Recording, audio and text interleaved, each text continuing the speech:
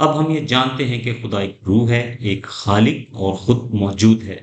اس سے پہلے کہ میں آپ کو بتاؤں کہ شیطان کون ہے، ہمیں فرشتے کی ہستی کے بارے میں جاننا چاہیے۔ فرشتے خدا کے بندے ہیں، جس کا مطلب ہے کہ وہ خدا کی مرضی کے مطابق کام کرتے ہیں۔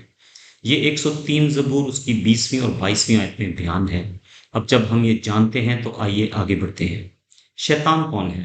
مکاشفہ 20 باب اس کی دوسری آیت میں شیطان کو پرانا اژدہا، سانپ اور شیطان کے طور پر بیان کیا گیا ہے، اور دوسرا سیموئیل 19 باب کی 22ویں آیت میں شیطان مخالف اور دشمن ہے۔ تو یہاں ہمیں سوچنا چاہیے، کیا خدا نے شیطان کو پیدا کیا ہے؟ نہیں۔ آئیے شیطان کے ظاہر ہونے کے عمل کے بارے میں جانتے ہیں۔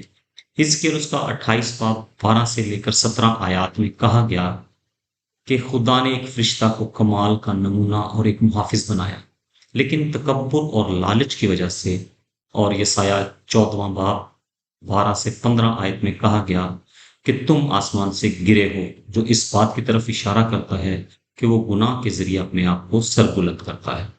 اس لیے ہم یہ جان سکتے ہیں کہ دو قسم کی روحیں ہیں۔ اب ہمیں شیطان کے ظاہر ہونے کا نتیجہ معلوم ہے، جو دو جہانوں میں تقسیم کی وجہ بنا، خدا کی دنیا اور شیطان کی دنیا۔ کیونکہ خدا ایک روح ہے اور شیطان بھی ایک روح ہے، اور اگر روحانی دنیا میں دو جہان ہیں تو جسمانی دنیا میں بھی دو جہان ہیں۔ اب خدا اور شیطان جسمانی دنیا میں کیسے کام کرتے ہیں؟ روح جسم کے ذریعے کام کرتی ہے، لہٰذا ان دو روحوں کو سمجھنے کے لیے ہمیں جسم کے الفاظ اور اعمال کو سننا اور سمجھنا چاہیے۔ یا ہم یہ بھی کہہ سکتے ہیں کہ پادری اور مقدسین جو روح کے ساتھ ہیں، لیکن ہم ان کے الفاظ کو کیسے پہچان سکتے ہیں؟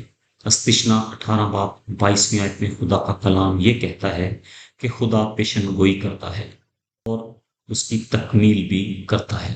بائبل کے مطابق یہ واضح ثبوت ہے، اور خدا کا ہر لفظ متی 5 باب 18 آیت کے مطابق پورا ہوگا۔ اگر خدا اس طرح کام کرتا ہے تو شیطان کے بارے میں کیا؟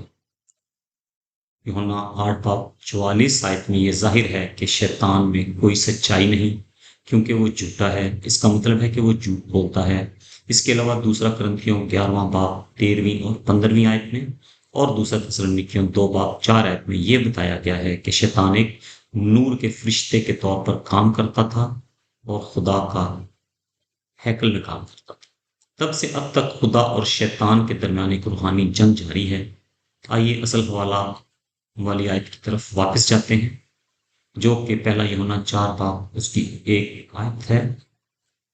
یہ حوالہ کہتا ہے کہ روحوں کو کلام اور عمل سے پہچانو۔ اگر آپ ایک ایسے ایماندار ہیں جو آسمان کی بادشاہی پر یقین رکھتے ہیں، تو آپ کو خدا کے کلام کی بنیاد پر ان دو روحوں کو پہچاننا چاہیے، اور آسمان کی بادشاہی میں داخل ہونے کے لیے خدا کا حصہ ہونا چاہیے۔ خداوند اس کلام کے وسیلہ سے ہم سب کو بڑی برکت دے، آمین۔